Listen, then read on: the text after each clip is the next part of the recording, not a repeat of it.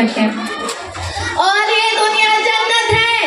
حاضرین مجلس، میں عورت اس لفظ کو یوں کہتی ہوں، انسانیت کی علمبردار عورت، واؤ سے وجود انسان کی بنیاد عورت، راز رانائے کائنات کا نشان عورت، اور کی پہچان عورت. بیٹی ماں باپ کے لیے جنت کی دلیل بنتی ہے.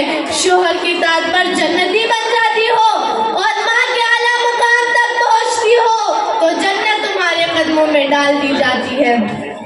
تم سیدہ فاطمہ کی کنیزہ ہو، کیوں بھولتی ہو تم اپنے بابا کی عزت ہو، اپنے بھائی کی عظمت ہو، اپنے خاندان کی شان ہو.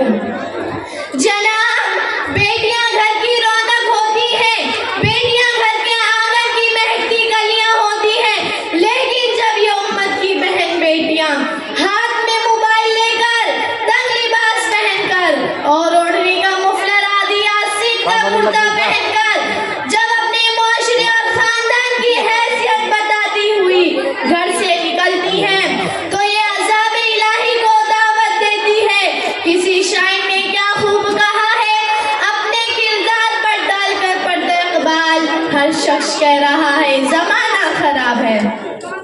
میں امت کی ماں بہنوں سے مخاطب ہوں، کیا فیشن کے نام پر بے حیائی نظر نہیں آتی؟ ہر کوئی اپنی جھلک سے بتانا چاہ رہا ہے. ہم سنڈے کو الگ، منڈے کو الگ اور برتھ ڈے پارٹی میں الگ الگ فیشن میں دکھنا چاہتے ہیں. کیا یہ قیامت کی نشانیاں نہیں ہیں؟ 100 میں سے 70% ماں اور بہنوں کے بال کھلے ہوئے ہوتے ہیں. امت کی ماں اور بہنوں، اگر عطائیں کرنی ہے تو تم خاتون جنت حضرت فاطمہ رضی اللہ عنہا کی پیروی کرو. تم خدیجہ جیسی تاجر اور صفیہ کی طرح میدان جنگ میں خیموں کو اکھاڑنے والی بنو.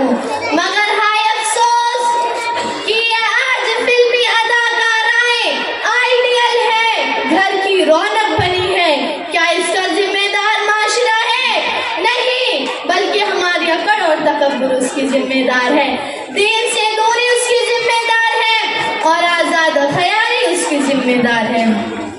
کسی شاعر نے کیا خوب کہا ہے، زمانے کی جہالت کا عالم تو دیکھ اقبال، قیمتی چادریں بے جان قبروں پر اور زندہ عزتیں بے حجاب پھرتی ہیں. میری مائیں اور بہنوں، میں آپ سے گزارش کرتی ہوں کہ اپنے آپ کو دین سے آراستہ کرو، اپنے کردار کو، اپنے اخلاق کو، اپنے تہذیب کو بدنام کرنے والی چیزوں سے بچو. قرآن سے انسیت پیدا کرو، اپنے گھر میں تعلیم کو زندہ رکھو، نمازیں قائم کرو اور اسلامی معاشرے بنانے کی فکر کرو، اور لباس کے پہننے میں مردوں کے مشابہ سے افطار کرنے والی چیزوں سے بچو. ماشاءاللہ، بہت خوب. کیونکہ ایسی عورتیں جو مردوں کا لباس اختیار کرتی ہیں، رسول اللہ صلی